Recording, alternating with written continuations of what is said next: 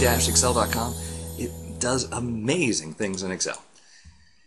Learn Excel from Mr. Excel Podcast, episode 1275, Mark the Last.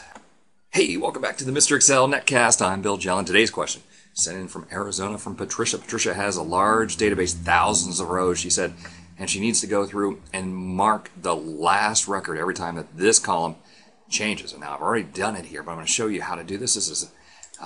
We're going to go back and kind of use some old conditional formatting. What we want to do is start in the first row, row 2, don't include the headings, select the whole database. Now you have to be aware of the fact that the active cell in this case is in row 2. That's going to be really important. We're going to write a formula here that's going to refer to the active cell.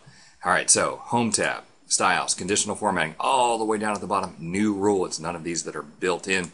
New Rule, and we're going to say we're going to use a formula to determine which cells to format. Formula. And we're going to write a formula that is going to be based on cell A2. So pretend that we're in A2 and we're looking out to see if this is the last item or not. So we say equal $E2 not equal to $E3. All right, now that's really important. What are we doing? We're saying, hey, go look in this row, column E of this row, and see if it's not equal to column E of the next row. Notice there's no dollar signs before the 2 or before the 3, but there are dollar signs before the E because this same formula is going to be applied to cell B2 and C2 and D2 and all the way down. All right, so we want the 2 and the 3 to be relative, but we want the E to be absolute.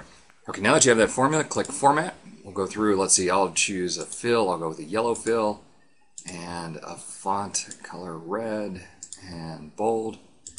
All right, we'll click OK and then click OK and bam, there we have it.